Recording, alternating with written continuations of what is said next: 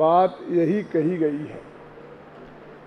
अपन ने आरस और अरूप संबंधी 6 बोलों की चर्चा की। अब अगंध और स्पर्श संबंधी बोलों की बात करते हैं। मैं समझता हूँ अब काफ़ी लोगों को याद हो गया होगा कि ये जीव उद्गल द्रव्य से भिन्न है, इसलिए रस रूप नहीं है, रस गुण रूप नहीं है। रस का था ना, इसी प्रकार गंध का लगा लीजिए कि यह जीव उद्गल द्रव्य से भिन्न होने के कारण, क्या है, उद्गल द्रव्य से भिन्न होने के कारण जीव में गंध गुण नहीं है, अतः जीव अगंध है। पहला, उद्गल द्रव्य के गुणों से भिन्न होने के कारण जीव स्वयं भी गंध गुण नहीं है, अतः जीव अगंध है। ये दो तो द्रव्य और गुण, उद्गल द्रव्य से भिन्न होने के कारण और उद्गल द्रव्य के गुणों से भिन्न होने के कारण ये बात कही गई है। फिर आगे के 2 बोल, उद्गल द्रव्य का स्वामी न होने से परमार्थ से ये गंध नहीं है, और चौथे बोल में स्वभाव दृष्टि से देखें तो ये क्षयोपशम ज्ञान रूप भी नहीं है, इसलिए भी ये अगंध है। अकेली गंध कोई थोड़ी जानता है, ये तो सामान्य रूप से सबको जानता है, सबके अनुभव रूप से परिणमित होता है, इसलिए अकेले इसको गंध वाला कहना अच्छा नहीं, गंध को जानने वाला कहना अच्छा नहीं है, इसलिए ये अगंध है। और यद्यपि ये गंध को जानता है, गंध के जानने रूप से परिणमित होता है, लेकिन गंध रूप परिणमित नहीं होता, इसलिए अगंध है। ये 6 बोलों के माध्यम से उन्हें अगंध का स्वरूप बताया। ये देखो, ये जो अपन ज्ञानानंद स्वभावी बोलते हैं ना, इसमें भी शुरू के 2 छंदों में जीवाधिकार बता दिया गया है पूरा। तीसरे छंद में कर्ता कर्म अधिकार को बता दिया गया है पूरा, और उसके बाद वह भगवान आत्मा कैसे प्राप्त होता है, कथम अवाप्यत इति चेत, उसको अंतिम छंद में बता दिया गया है। उसने सबसे पहले बात गंध की ही ली है कि मैं हूँ अपने में स्वयं पूर्ण, पर की मुझ में कुछ गंध नहीं। एक गंध जो शब्द है यहाँ द्व्यर्थक है। ये गंध, ये वाला गंध तो है ही, जो गंध सुगंध दुर्गंध, और लोक में भी ये कहता है कि भैया उसमें बिल्कुल, उसमें तो गंध तक नहीं है, उसका होना तो बहुत दूर, माने उससे अत्यंत भिन्नता के अर्थ में भी गंध का अर्थ होता है। क्यों हो कि मैं हूँ अपने में स्वयं पूर्ण, मैं अपने में ही परिपूर्ण तत्व हूँ, पर का मेरे में कुछ क्यों हो, आखिर मेरे में कमी क्या है। गुरुदेव कितना आनंद विभोर होकर के वे बोलते थे, रे प्रभु तू सब बातें पूरा, आनंद घन जी का पद है, रे प्रभु तू सब बातें पूरा। कि क्यों बता रहे हो, इसकी जरूरत क्या है, कि पर की आस करे क्यों मुंह रखे, तू काई बातें अधूरा, रे प्रभु तू सब बातें पूरा। तू तो सब बातों में परिपूर्ण है, किस बात में तेरी कमी है, तो तू दूसरे की गंध क्यों लेना चाहता है, दूसरे के रस के पीछे क्यों पड़ता है, दूसरे रूप को अपना रूप क्यों मानना बनाना चाहता है। ऐसे ही एक अपने हिंदी कवि का भी बहुत अच्छा छंद है। जब मैं अशोकनगर में प्रवचन करता था करीब आज से 50 साल पहले, तो एक भाई थे, दाढ़ी वाले बाबा जी ऐसी दाढ़ी रखते थे, तो एक उनका भजन बहुत प्रिय था, वो हमेशा गाते थे, और वो कि तू क्यों बाहर जाता है, घरई में सब फुलवार, ऐसा छंद था। तेरा सारा बगीचा तेरे घट के अंदर है, आत्मा के अंदर विद्यमान है, तो तू बगीचे में क्यों घूमने जाता है? इस जगत के बगीचे में काय का घूमने जाता है?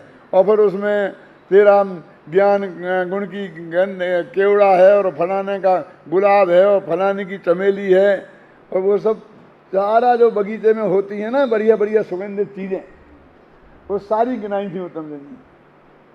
और वो बहुत रस लेकर के गाते थे। एक ही भजन था उनका जो निरंतर वो महीना में एक आध दिवस सुनाई देते थे कि तू क्यों दूसरे जगह बगीचे में जाता है, तेरे घरई में सब फुलवार।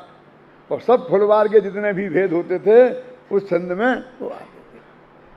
यानी पर से इसको हटाने के लिए ये बात शब्द कही है। तो जो मैंने 3 बातें अभी की ना, कौन से? अरस, अरूप और अगंध। तो देखो, मैं हूँ अपने में स्वयं पूर्ण, पर की कुछ मुझ में कुछ गंध नहीं। मैं अरस अरूपी अस परसी, पर से कुछ भी संबंध, इसके लिए पर से कोई संबंध नहीं है, इसके लिए सारी मेहनत है। जब मैं सन 67 में यहाँ आया था, और गोदगा जी रोजाना प्रवचन सुनने आते थे, और मैं वहाँ बैठता था, यहाँ सब बैठते थे, तो मेरे से कहते थे कि पंडित जी एक गीत बनाओ, जैसे मैं हूँ आत्म राम, ऐसा उनका शब्द था।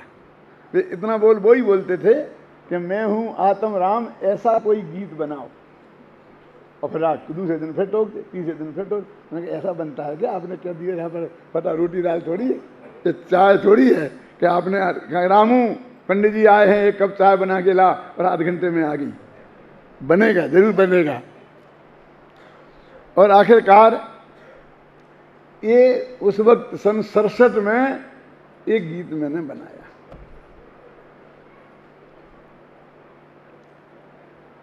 सरसठ को कितने साल हो गए? 42 हैं? हाँ, 42 साल। देखो इसमें आ गया ना पूरा ही 49वीं गाथा नहीं, 49 गाथा तक की बात आ गई। कौन सी? कि मैं हूँ अपने में स्वयं पूर्ण, पर की मुझे में कुछ गंध नहीं। मैं अरस अरूपी अस परसी, पर से कुछ भी संबंध नहीं। पर से सर्व प्रकार के संबंधों को तोड़ने की ये बात है। समय सार में एक कलश आता है, बहुत मार्मिक साथ, 199 माह है कि 200 माह है। नास्ति सर्वोपि संबंधो पर द्रव्यात्म तत्वयो। पर द्रव्य में और आत्मा में कोई भी प्रकार का संबंध नहीं है। नीचे की पंक्ति में तो बात ये कही, जब कोई प्रकार का संबंध नहीं है तो कर्ता कर्म संबंध कैसे हो सकता है? वो कर्ता कर्म संबंध नहीं है, ये बताने के लिए कोई संबंध नहीं है, ये बात कही। और शिष्य ने प्रश्न किया कि ज्ञाता ज्ञेय संबंध तो है, सारा लोग ज्ञेय है और भगवान आत्मा ज्ञाता है, तुम कैसे कहते हो कि कोई संबंध नहीं है? कि ज्ञाता के संबंध भी कोई संबंध है? कि क्या बात कर रहे, संबंध नहीं है? कि हाँ, जरा इसको मैं आपको बताता हूं तो आपके ख्याल में आएगा कि ये संबंध है कि नहीं है। एक आदमी ने मुझे बाजार में जाता हुआ मिला, तो मैंने उसे बहुत प्रेम से नमस्कार किया और उसने भी मेरे को बहुत प्रेम से नमस्कार किया। तो आलोक जी मेरे साथ थे, बोले पंडित जी ये कौन है? मैंने कहा मैं नहीं जानता हूं। कि पंडित हो के झूठ बोलते हो, शर्म नहीं आती है? कि क्यों? आपने जितना गहरा नमस्कार किया है और उसने भी, उससे ये नहीं माना जा सकता कि आप उसे नहीं जानते हैं।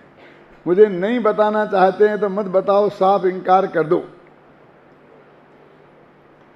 लेकिन आप ये कौन है, आपका इससे क्या संबंध है, मुझे ये बताओ। अब एक प्रश्न आगे बढ़ गए। क्यों अकेला इतना ही नहीं पूछेंगे जी कि ये कौन है, साथ में ये भी पूछेंगे तुम्हारा इससे क्या संबंध है, क्योंकि बिना संबंध के इतनी गहरी नमस्कार नहीं हो सकती। क्यों? तो मैंने कहा बताऊं, विश्वास करोगे कि फिर भी अविश्वास करोगे कि बताओ तो। कि जब मैं यहाँ आया कानपुर से, तो जिस सीट पे मैं बैठा था उसकी सामने वाली सीट पे ये बैठे थे, और लगातार 10 घंटे ये मेरे ज्ञान के गेय बनते रहे और मैं इनके ज्ञान का गेय बनता रहा। ये मेरा संबंध है। बोलो क्या कहना? क्यों मानते हो कि संबंध है कोई? तो ज्ञाता के संबंध है ना, तो लोक में तो इसको संबंध आपको मानने को तैयार नहीं है। मेरे पिताजी सुनाया करते थे कि 2 आदमी रास्ते में जा रहे थे, बहुत जोर की प्यास लगी, तो एक गांव के बगल से निकल रहे थे। तो पहले ज़माने में या तो कुआं पे जाके कि पानी पीना पड़ता था पनिहारों से लेकर के, और या किसी गांव में जाकर के कोई पहचान वाला हो तो उसके यहाँ पानी पी लेते थे। सिर्फ पानी पीना था और कुछ नहीं। तो चलें गांव में, चलें, मिलेगा पानी। कि तुम्हारी कोई पहचान वाला है? कि हाँ है कि मेरी रिश्तेदारी है, तुम चिंता मत करो, चलो। कि क्या रिश्तेदारी है पहले तुम बताओ तो। कि मेरा साड़ू भाई इस गांव में 10 साल पहले अपना पड़ा बेच गया था, और जिसने वो खरीदा था वो मेरा संबंधी है। समझ में आया कि नहीं? मैं नहीं, मेरा साड़ू भाई 10 साल पहले अब इस गांव में अपना पाड़ा समझते हैं, भैंस का बच्चा बेच गया था। वो है ना अपना संबंधी। तो जैसे वो संबंधी नहीं है, फिर भी जब कोई नहीं हो और प्यास लगी हो, क्यों, तो उसे भी संबंधी बताना पड़ता है कि नहीं? कि भैया तुम्हारे मेरा साड़ू बेच गया था ना पड़ा, कि हाँ, तो 1 गिलास पानी मिला।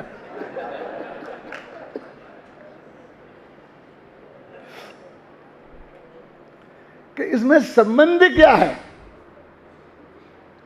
कहने का मतलब यह है कि जिसको हम लोक में संबंध कहते हैं, क्या कोई मिनिस्टर बन जाए तो कितने संबंधी निकल आते हैं, क्यों? और जब वो चुनाव में खड़ा हुआ था और ये कहा था कि मेरे पास पैसा नहीं है तो मुझे कुछ सहयोग चाहिए, तो कितने लोग कन्नी काट जाते थे, मिलने का समय भी नहीं देते थे। और जीतते ही कितने रिश्तेदार कहाँ से निकाल, मामा का फूफा का मामा का साले का साला कहाँ से निकाल लेते हैं, क्यों? तो इसलिए कहते भाई कि यह कर्ता कर्म अधिकार में कर्ता कर्म और भोक्ता भोग संबंध का निषेध किया, और इसमें जीवाधिकार में एकत्व संबंध ममत्व, ये 2 संबंध निषेध किए। 4 की बात करी। अभी यहाँ पर ज्ञाता ज्ञेय संबंध की निषेध की बात नहीं की। तो देखो हम उन्हें पर से कुछ भी वो ज्ञाता ज्ञेय संबंध है कि उसकी बात फिर बाद में निपट लेंगे। ख्याल में आए ना? अभी तो ये कह रहे हैं कि कुछ भी संबंध नहीं, कि फिर तुम्हें निकल जाएगा तो कि चिंता निमित्त हम स्यादवादी है ना, हम कुछ भी नहीं, कितनी भी कहो तो अभी उसमें कथनचित तो लगी हुई है। मैं तो लगा ही हुआ है कि निश्चय से कोई संबंध नहीं। अरे पर से ज्ञाता ही गे नहीं, कर्ता कर्म भी निकल आएगा उत्तम चंद जी। क्यों? जीवो करो दिघड़म पटम व्यवहारण भणियम, मूल गाथा है कुंद की, और तुम्हारे कर्ता ही कर्म अधिकार में। इनका कैसे हो गया, मेरा क्यों नहीं है कर्ता कर्म अधिकार? इसलिए कि अभी ये उस पर प्रवचन कर रहे हैं, और मेरा जीवाधिकार है क्योंकि मैं अभी जीवाधिकार पर प्रवचन कर रहा हूं। ऐसा बंटवारा घबराना नहीं। क्यों? समझ नहीं ना? उसमें आया मूल में जीवा घटम करोति पटम करोति और अन्य द्रव्यम, ऐसा मूल गाथा में है क्या नहीं है? ऐसा गाथा मूल में है। तो वो संबंध भी निकल आएगा, समय सार में निकल आएगा। ऐसा चिंता मत करो। ऐसा नहीं कि प्रवचन सारी में कहेंगे कि रागादि का कर्ता आत्मा है, समय सार में भी आएगी मूल गाथा जिसमें रागादि का कर्ता। तो क्या मैंने बोला ना, घड़े का कर्ता भी बता देंगे तुम्हें, चिंता नहीं है उसकी। लेकिन वो बता देने से क्या होता है, जो वस्तु का स्वरूप है, जब मूल स्वरूप जिसके आश्रय से संबंध ज्ञान साथ की प्राप्ति होती है, जब उसकी बात आएगी तब सबकी छुट्टी हो जाएगी। हाँ, तो क्या अपन पढ़ रहे थे?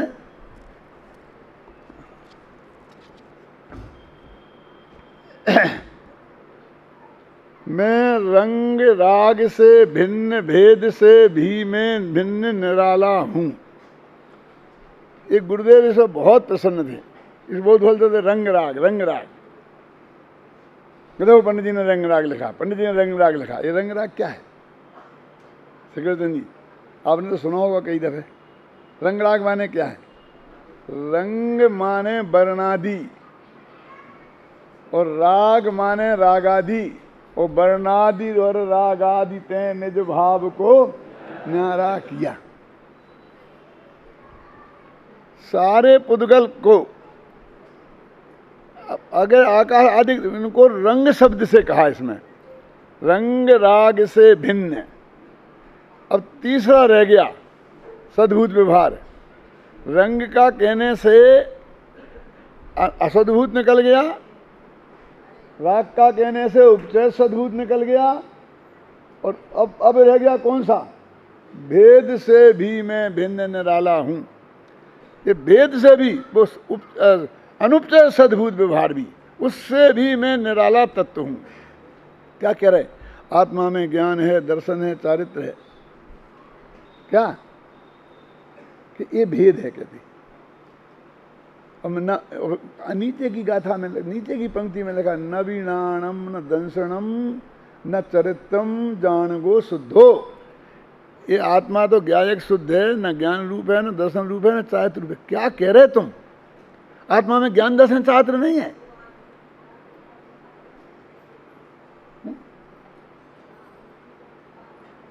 कहते ज्ञान दर्शन चारित्र के तीन कह रहे हैं, ऐसा भेद नहीं है। दर्शन ज्ञान चारित्र का निषेध नहीं है। भाषा ऐसी है, ज्ञान नहीं है, दर्शन नहीं है, चारित्र नहीं है। क्या समझ गए ना? तो निषेध का, भेद का भी निषेध है। कि जो ये आपने बात कही ना, जो गुरुदेव की बात है ना, और जो उत्तम चंद जी ने कही वो भी, कि नहीं ये मेरी बात है, ये उत्तम चंद जी की बात है, ये ज्ञानचंद जी की बात है। अरे मैं कुछ नहीं जानता, मैं तो ये जानता हूँ कि गुरुदेव की बात है। मैं तो यहाँ गुरुदेव की बात सुनने आया हूँ, हुकुमचंद, ज्ञानचंद, उत्तम चंद की बात सुनने नहीं आया हूँ। सुनो, जाओ सुनो, गुरुदेव से सुनो, तो हमें क्यों परेशान करते हो? अरे भाई, हमारे में ऐसा हम भेद नहीं करना चाहते हैं। उस वाणी को हम तीन रूप में नहीं बांटना चाहते हैं। और ज्यादा कहो तो जिन्हें ही निर्दिठम, ये तो सर्वज्ञ भगवान, वीतराग भगवान की बात है, और किसी की ये बात नहीं है। यदि किसी की बात हो तो हमें नहीं सुनना है। रंग राग और भेद से भिन्न, मैं तो निराला तत्व हूं, मैं हूं। अब ये तो हो गया नेगेटिव यहां तक। अब पॉजिटिव क्या है? भेद से भिन्न क्या है? मैं हूं अखंड चैतन्य पिंड। मतलब मैं ज्ञान का पिंड नहीं कहा, दर्शन का पिंड नहीं कहा, सुख का पिंड नहीं कहा, चैतन्य का पिंड जिसमें सब कुछ आ गया, चित्ती शक्ति से संपन्न, अनंत गुणों का अभेद जिसमें आया। मैं हूं अखंड चैतन्य पिंड और निज रस में रमने वाला हूं। आ तो गया रस भैया, तुम तो कितने आत्मा रस है, ऊपर ही कह के आए हो, ये रस कैसे आ गया? निज रस। लेकिन रस नहीं आता उनके प्रवचन में। आप करो तो रस आता है। क्यों? ये रस क्या है? अकेले और रूप रसगंध स्पर्श वाले ही रस नहीं होते हैं, ये 6 रसी वाले भी रस होते हैं। ये माताएं बहनें छोड़ती है ना, बुधवार को घी नहीं, इतवार को नमक नहीं, वे भी रस हैं। और ये कवियों के भी रस होते हैं, श्रृंगार रस, क्या? तो आत्मा अरस है कि सरस? बोलो कि साहब आत्मा है तो अरस, लेकिन जब अरस आत्मा आप समझाते हो तो उससे रस टपकता है। क्यों? बोलो अरस है कि सरस? निज रस में रमने वाला हूं। अब ये यहां तक तो अस्ति और नास्ति से जीवा जीवाधिकार की बात हुई, खत्म जीवा जीवाधिकार, 68 गाथाएं खत्म। इनके अलावा कुछ 68 गाथाओं में कहा हो तो बताना। अब कर्ता कर्म अधिकार शुरू होता है कि मैं ही मेरा करता धरता, मुझ में पर का कुछ काम नहीं। इस पंक्ति को 4-5 तरह से बोला जा सकता है। कैसे? जो मैं बोलने की कोशिश करता हूँ, 1-2 कोशिश करता हूँ। मैं ही मेरा करता धरता, पर मैं मेरा कुछ काम नहीं। तू ही तेरा करता तरता, मुझे मैं तेरा कुछ काम नहीं। समझ लो, अब समझ गए ना अंदाजा? मैंने 2 द्रव्यों के बीच में कोई किसी का करता धरता नहीं है, ये बताना चाहते हैं। और एक द्रव्य का काम दूसरे द्रव्य में नहीं है। अब लगाओ तुम कितनी जगह 5 का ताज नहीं बना दो। आज कहते हैं ना इतनी गाथाएं बना लेना है? लेकिन यहां क्यों यही बोला? क्योंकि तुझे निश्चिंत करना है, तेरे माथे से कार्य का भार हटाना है कि मैं ही मेरा करता धरता, मुझ में पर का कुछ काम नहीं। लोग कहे कि भाई तुम तो मैं करते हो और उत्तम जन तू करते हैं, ये क्या चक्कर है? तुम में बहुत मतभेद है। भारत दोनों जरूर हो। तुमने ऐसा नहीं किया तो तुम्हें ऐसा होगा, तुमने ऐसा नहीं किया तुम्हें ऐसा होगा। तुम कहते हमने ऐसा नहीं किया तो हमें ऐसा होगा। अरे दोनों का एक ही अर्थ है, भाषा में फर्क क्या होता है? दौलत राम ने कहा ना, दोले समझ सुने चित सयाने। तो क्या किसको कह रहे? एक पंक्ति आती है कि तू आते हैं दर्जी भाई, कहाँ आती है वो? दौलत राम जी के में आती है कि हे आत्मा तू ऐसा कर, ऐसी आती कि नहीं? तो मैं कहता हूँ यार तू है, जब वे कह रहे हे आत्मा, अपने आत्मा से कह रहे तू है कि मैं है? तू है कि मैं है? उस तू का अर्थ मैं होता है। ये उत्तम चंद जी ने बोला था, वही बोलता हूं। चेतन तुम तो चतुर हो, ये तुम हो कि मैं? इसका तुम का अर्थ क्या है बोलो? मैं है ना? तो उत्तम चंद जी जितना तुम बोले उन सब का अर्थ मैं कर लेना है, मैं बन जाएगा। और मैं जितने मैं बोलूँ वो सब का अर्थ तुम कर लेना। बात तो सबकी है। क्यों? मैं ही मेरा करता धरता, पर मैं मेरा कुछ काम नहीं। तू ही तेरा करता धरता, तुझे मैं मेरा कुछ काम नहीं। ये सब अपने करता धरता, इनमें इनका कुछ काम नहीं। ये हैं अपनी करता धरता, इनमें इनका कुछ काम नहीं। हमें सब अपने अपने करता धरता, कोई का किसी में कुछ है। क्या तुमको निज को पर का करता पहचान? तो कभी मैंने ऐसा किया, निज को पर को करता पहचान। अब क्या करना भैया इसको? निज को पर को, निज को पर का, पर को निज का। अच्छा तो फिर अर्थ करो ना, निज को पर का करता पहचान। ये भी गलती, तो दोनों ही लगाए, निज को पर को करता पहचान। दो ही तरफ से लगा सकते हैं। भले ही उत्तम पुरुष में बात होती है तो वो अपनी बात ऐसी कह दिया कि मैं ही मेरा करता धरता। एक कवि की उत्तम पुरुष में बात होती है। उत्तम पुरुष जानते कि नहीं? ये व्याकरण में 3 पुरुष होते हैं संस्कृत में, उत्तम, मध्यम और जघन्य। धन्य कुमार जी, बहुत मुश्किल काम है ये। मैं तो उत्तम पुरुष, और तुम मध्यम पुरुष, और ये जघन्य पुरुष।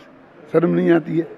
मैं तो उत्तम पुरुष हूं और तुमको थोड़ा सा माफ कर दिया कि तुम मध्यम हो और बाकी सब जघन्य।